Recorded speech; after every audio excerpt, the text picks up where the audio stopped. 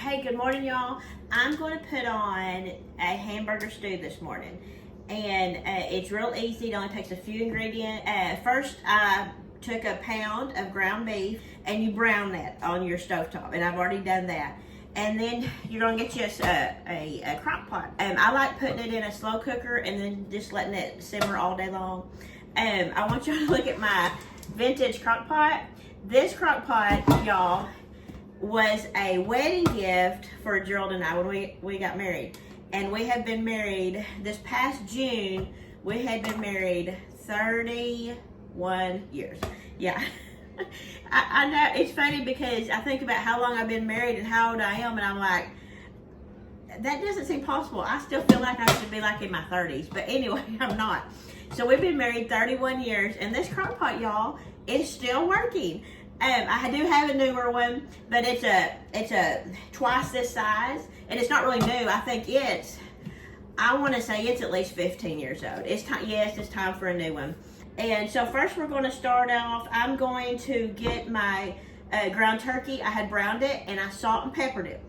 Just salt and black pepper. Hamburger stew or hamburger soup or whatever you'll call it.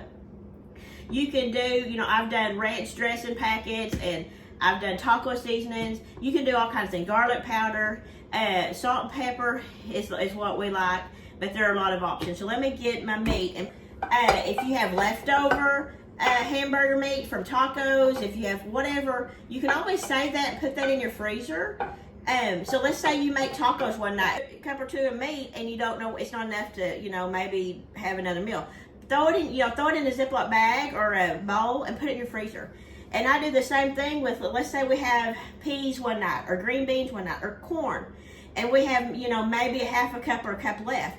Throw that in something and throw it in your freezer. And then when you go to make your stew, you will have a couple extra vegetables that you still may have to add to it, but at least you didn't waste that, cup of meat or cup of vegetables, whatever you have. Okay, so we're going to do that. And then you can buy canned mixed vegetables or in the bag. We're not going to use this whole bag. This bag is a two-pound bag, but I'm going to only use a half of it. Where's my scissors? And even though I didn't cut up any, or I didn't grab any carrots, a lot of times I just put carrots and potatoes in mine. And sometimes I don't do a bag of mixed vegetables, but so we're going to do half that bag.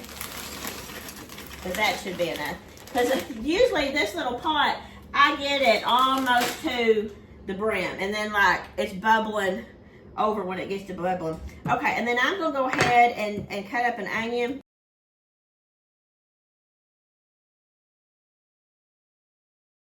There. That's a lot of onion, but it'll cook down. Okay, and I grabbed a couple potatoes. And I know I use my peeler like a knife. A lot of people do that. Gerald, whenever he peels potatoes for me, he'll go over by the trash can and he's doing this with it, and the peelings are flying everywhere. I'm like, stop. Okay, so I'm gonna cut up these potatoes. And like I said, I have made this different ways. I have put beans in it. I have used a ranch, the ranch dressing packets. That's good. I've used taco seasoning.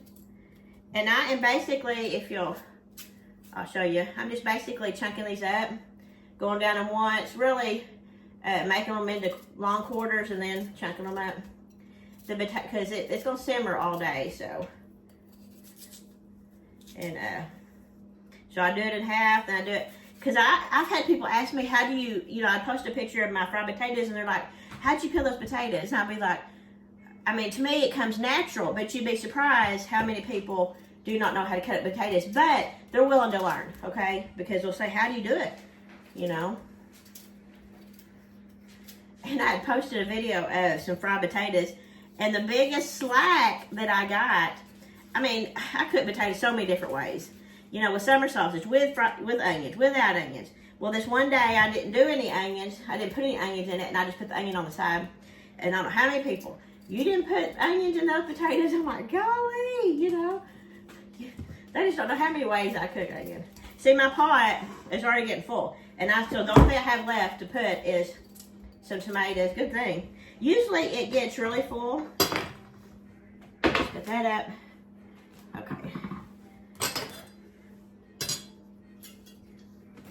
So next I have, you can put in stewed tomatoes, you can put in diced tomatoes, you can put in rotel. I'm gonna put in some petite diced tomatoes. This is a pound to 12 ounces. I don't know that I'll use all of it, but I have a can of tomato sauce. And then you're gonna put some water in it, okay?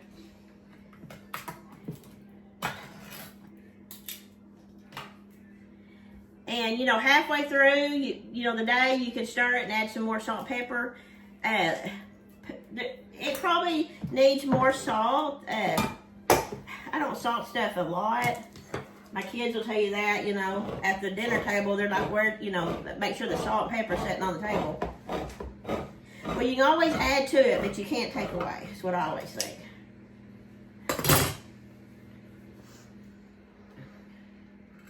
Okay, so let's see.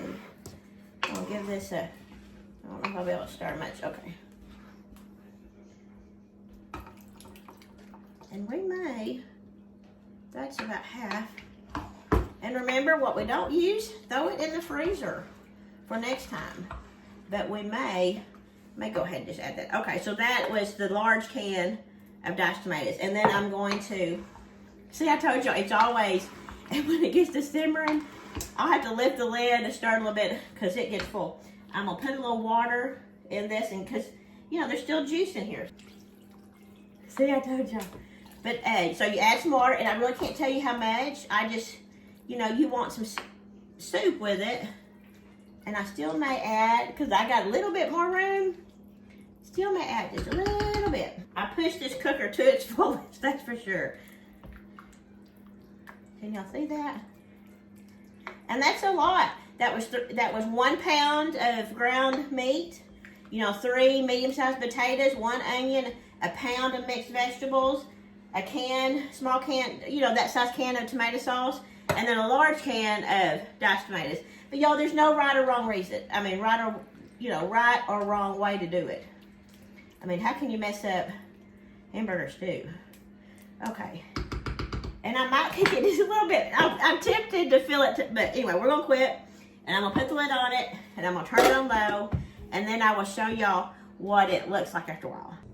Okay, y'all, here it is after about 6 hours. Look at that.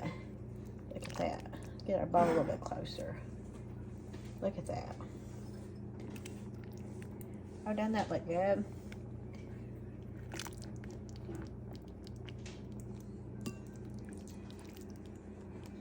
A little bit more just for picture's sake.